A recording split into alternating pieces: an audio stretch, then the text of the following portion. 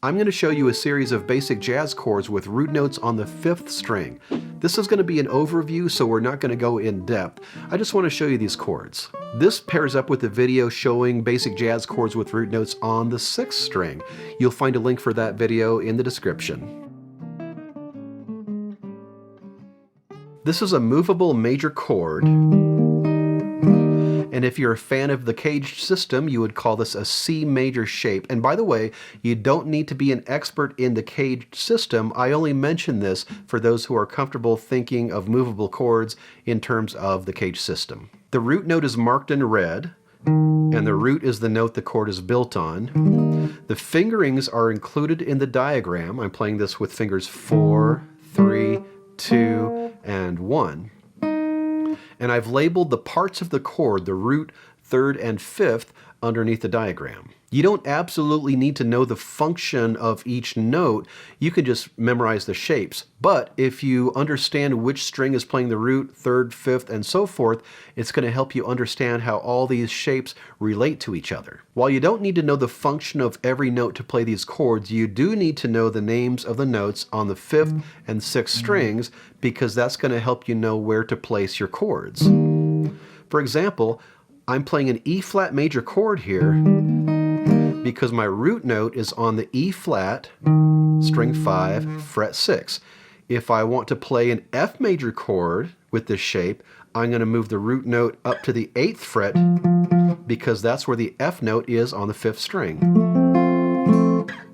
Now you're going to have to mute the 1st and 6th strings for all the chords in this lesson. Muting the 6th string is pretty easy. First of all, you can just don't strum it.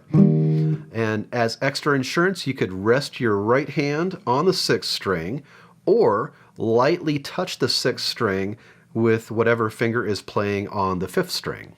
This major shape has a root on the 5th string and another root note on the 2nd string. If we move that root that's on the 2nd string down a half step or 1 fret, it becomes a major 7, and now we have a major 7 chord. And I'm playing that with fingers 4, 3, 1, 1. So these two notes on the 2nd and 3rd string, I'm playing with my 1st finger as just a little bit of a bar. You would call this an E flat major 7 because I'm placing the root of the shape on the E flat on the 5th string. And I'm going to be playing everything in this lesson as some sort of E flat chord, but you can take these shapes and move them anywhere you want. Now I'm going to take our original major shape and raise the 5th a whole step or 2 frets. The 5th of that chord now becomes a 6th, and we have a major 6 chord, in this case E flat major 6 or E flat 6. I'm playing that with fingers 4, 2, 3, and 1. Now I'm going to take our major 6 shape and raise the root that's on the 2nd string a whole step or 2 frets. That root now becomes a 9th, and we have a major 6-9 chord, in this case E flat 6-9. And I'm playing that with fingers 2, 1, 1, so we're barring those 2 strings, and 3. Let's go back to that major shape.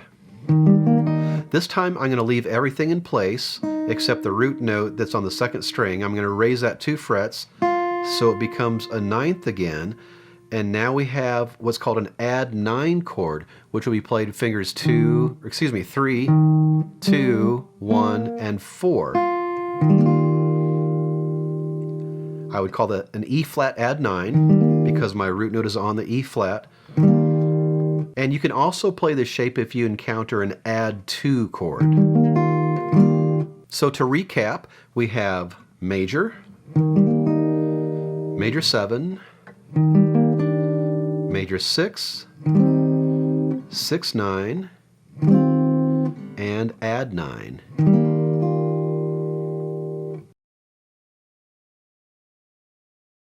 If we take that major 7 shape and raise the 5th of that chord a minor 3rd, it becomes a flat 7, and now we have a dominant 7th chord. In this case, an E flat 7. I'm playing that with fingers 3, 2, 4, and 1. Now we're not going to get much into theory, but suffice to say that your dominant 7th chords are chords such as your G7, your D7, or your E7. And in fact, this is the exact shape of a C7 chord. All we're doing is muting the first string so we can move it up and down the fretboard. This dominant 7 shape has a root on the 5th string and another on the 2nd string. If we move that root that's on the 2nd string up a whole step, or 2 frets, it becomes a 9th, and now we have a 9th chord, which can be substituted for a 7th chord. I'm playing that 9th chord with fingers 2, 1, 3, and 4. Be careful not to confuse this 9th chord with the add 9 chord. The add 9 chord functions as a major chord, and this 9th chord functions as a dominant chord. Now we're going to mess around with the 9th of this chord. If we lower that 9th a half step or 1 fret, becomes a 7 flat 9, which is often played in place of a 7th chord, especially in minor keys. I'm playing that with fingers 2, 1, 3, 1. So I'm barring strings 2 through 4 with my first finger. Now if we raise the 9th of that 9th chord, it becomes a sharp 9, and we have a 7 sharp 9 chord, which can also be used to replace the 7th chord in certain situations. Rock musicians call this the Jimi Hendrix chord. He didn't invent it, but he used it quite a bit. And this 7 sharp 9 is very common in blues. I'm playing this with fingers 2, 1, 3, and 4. And again, that would be an E flat 7 sharp 9, because my root note is the E flat on the 6th fret, 5th string. If I were to move it up a fret, it would be an E7 sharp 9. Recapping our dominant chords, we have dominant 7, which is just labeled as 7 in your music, 9th, 7 flat 9, and 7 sharp 9. Let's get back to that dominant shape. If we lower the 3rd of that chord a half step or 1 fret, it becomes a flat 3, and now we have a minor 7 chord shape. In this case, E flat minor 7, because of where I'm placing my root note. I'm playing this with fingers 3, 1, 4, and 1. So my first finger is barring across strings 2 through 4. This minor 7 shape has a root on the 5th string and another root on the 2nd string. We can raise that 2nd string root a whole step or 2 frets, turn it into a 9th, and now we have a minor 9 chord, which is often played in place of a minor 7 chord. And that is with fingers 2, 1, 3, and 4. Going back to that minor 7 chord, this time I'm going to lower the flat 7 a half step, turning it into a 6, and now we have a minor 6 chord, which is one of my favorite chords. In this case, that would be an E flat minor 6 because of where I'm placing my root note. I'm playing that with fingers 3, 1, 2, and 1. So again, I'm barring across strings 2 through 4 with my first finger. And here's a diminished 7 chord, which looks a whole lot like the minor 6 chord. In this case, we're renaming the 6 from that minor 6, calling it a double flat 7. It's the same note, just a different label. And the one note that differentiates a minor 6 from a diminished 7 is missing from this chord shape, so you can use this for either chord. Depending on context, this could be an E flat minor 6, or it could be an E flat diminished 7. If you watched my videos showing basic jazz chords with root notes on the 6th string, you might be wondering where that minor 7 flat 5 or half diminished chord is. In this case, the basic form we're using doesn't have the 5th in it from that minor 7. And since the 5 is missing, there's no 5 to flat, which means you can play this chord form as a minor 7, or you could put it in place of a minor 7 flat 5, also called half diminished. To recap, we have minor 7, minor 9, minor 6, diminished 7, which in classical theory is called fully diminished. We just looked at a series of chords you would consider type C chords from the caged system.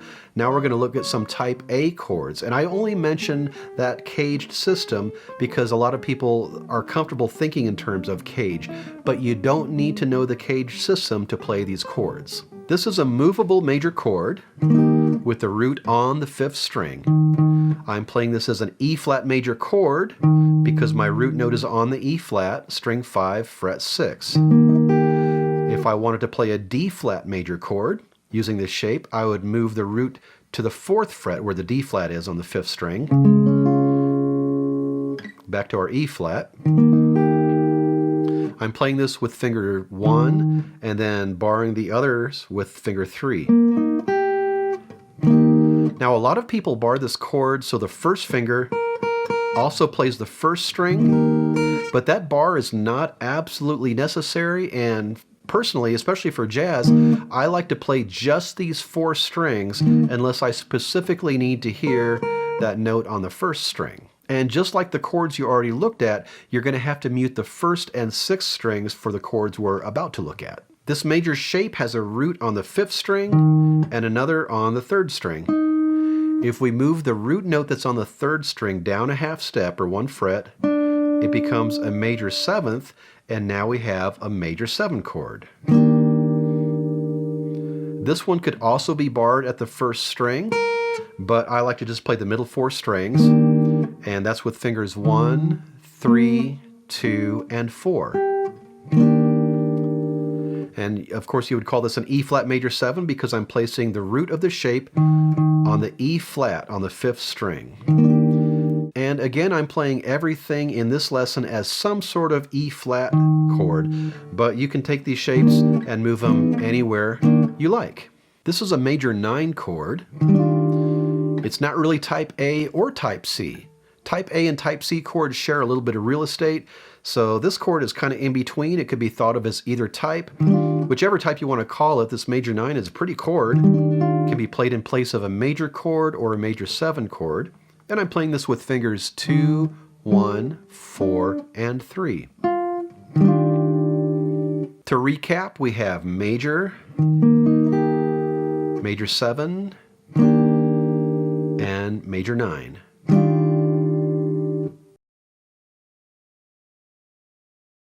Let's go back to this major 7 shape.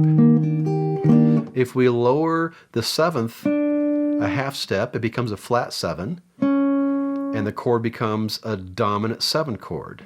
And I'm playing this with fingers 1, 3, 1, and 4. So your first finger has to bar strings 3 through 5. And you could also bar the 1st string, but as you've probably figured out by now, for these shapes, for the most part, I like to use those middle 4 strings. If we take this dominant 7th shape and lower the 5th of the chord, now we have a 7 flat 5 chord.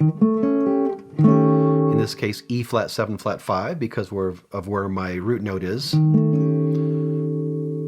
I'm playing that with fingers 1, 2, 1, and 4. And my first finger is barring across strings 3 through 5. You could also raise the 5th of this dominant 7 shape and turn it into a 7 sharp 5. But that's a little awkward to grab, and honestly, I don't use that one very much. So to recap our short list of dominant chords, we have dominant 7, which is just labeled 7 in your music, 7 flat 5, and if you can grab it, 7 sharp 5.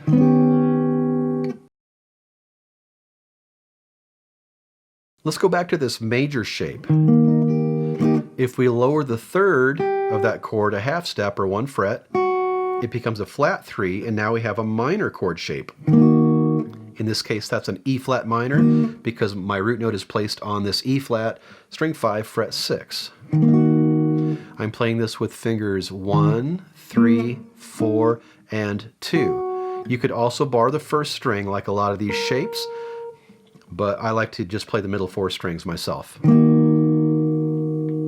This minor shape has a root on the 5th string and another root on the 3rd string. We can lower the 3rd string root a whole step or 2 frets and change it into a flat 7, and now we have a minor 7 chord. I'm playing that with finger 1, 3, 1 again, and 2. So my first finger is barring strings 3 through 5. This is another one where you could bar the first string if you like. Now we're going to lower the 5th of this minor 7th chord a half step or 1 fret. Now we have a minor 7 flat 5 chord, which is also sometimes called a half diminished chord, and however you call it, this is how you play it. Finger 1, 3, 2, and 4. And finally, we're going to take the flat 7 from this minor 7 flat 5 chord, lower it a half step or 1 fret, call it a double flat 7, and now we have a diminished 7 chord. In this case, E flat diminished 7, because my root note is on that E flat. I'm playing this with fingers 2, 3, 1, and 4. To recap, we have minor, minor 7, minor 7 flat 5, also called half diminished, and diminished 7, which in classical theory is also called fully diminished. I've already posted a video showing basic jazz chords with root notes on the 6th string. You'll find a link for that in the description. If you want to learn more about basic jazz chords, check out my Rhythm Guitar Book 3 or my book 3-Note Jazz Guitar Chords. If you want to learn about the theory behind all this, check out my book Guitar Theory Modules. And if you just want some chord charts, check out my free shell voicing and rhythm guitar reference PDFs. They're on my website. I'll leave a link for those free PDFs and the books in the description. That's all for now. Thanks for watching, and I'll see you next time with more guitar tips.